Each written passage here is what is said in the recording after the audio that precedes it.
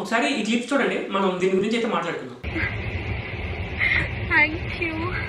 पसंद है तुम्हें, तुमने बताया तेरा शर्माना मेरी जानना कभी तेरी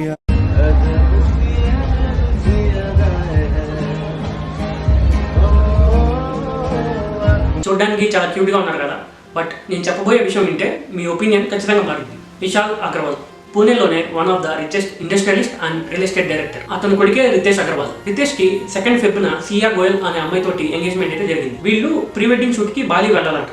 బట్ ఎయిర్పోర్ట్కి వెళ్ళిన తర్వాత రితేష్ పాస్పోర్ట్ మిస్ అయ్యేసరికి ఆ బాలి ట్రిప్ అనేది క్యాన్సిల్ చేసుకుని వాళ్ళైతే రిటర్న్ అయిపోయారు. బాలి ట్రిప్ క్యాన్సిల్ అయిపోయేసరికి రితేష్ అండ్ సియా వీళ్ళిద్దరూ పూణేలో ఉన్న లాగౌట్ ఫోర్ట్ కి ట్రెక్కింగ్ అయితే వెళ్ళారు. బట్ ఇక్కడ విషయం ఏంటంటే రితేష్ కి హైట్ ఫోబియా ఉంది, ఎత్తైన ప్రదేశాలంటే చాలా భయం. బట్ తన ఫియాన్సీ అడిగేసరికి కారణం లేక ఆ ఫోర్ట్ కి అయితే వెళ్ళాడు. ట్రెక్కింగ్ స్టార్ట్ చేసిన కొద్దిసేపటికి అక్కడికి ఒక పెద్ద పవర్ రావడం తోటి సియా రితేష్ ప్రాణాలు కాపాడడానికి తనని లోయలో ఎత్తుతోసేసింది. ఫార్చునేట్లీ అతనికి ఏం కాలేదు, తన ప్రాణాలతోటి సేఫ్ గానీ బయటకి అయితే వచ్చేసారు. ఆ ఇన్సిడెంట్ జరగడం తోటి ట్రెక్కింగ్ క్యాన్సిల్ చేసుకుని ఇంటికైతే వెళ్ళిపోయారు. కట్ చేస్తే 20th జూన్ సియా బర్త్డే అనమాట. సో ఈ బర్త్డే కి వీళ్ళు లాగౌట్ ఫోర్ట్ లో సెలబ్రేట్ చేసుకోవాలనుకున్నారు. మళ్ళీ 18th జూన్ వీళ్ళు లాగౌట్ ఫోర్ట్ కి అయితే వచ్చారు. ట్రెక్కింగ్ స్టార్ట్ చేసిన కొంచెంసేపటికి రితేష్ తన కాల్ స్లిప్ అయ్యి 400 మీటర్స్ హైట్ నుంచి కింద లోయలు పడిపోయారు. సియా వెంటనే వాళ్ళ పేరెంట్స్ కి ఇన్ఫార్మ్ చేసింది. వాళ్ళు పోలీసులు ఇన్ఫార్మ్ చేశారు. పోలీసులు వచ్చి తన బాడీని అయితే బయటికి తీసుకొచ్చారు. రితేష్ ఫాదర్ విశాల్ అగర్వాల్ కి సియా మీద అనుమానం వచ్చింది. ఎందుకంటే కొన్ని నెలల్లో తన పెళ్లి ఉంది. తన కాబోయే హస్బెండ్ తన కళ్ళ ముందలే చనిపోయాడు. బేసిక్ గా ఎవరైనా ఆ సిచువేషన్ లో ఉంటే చాలా బాధతోటి చాలా డిప్రెషన్ గా ఉంటారు. బట్ ఈ అమ్మాయి మాత్రం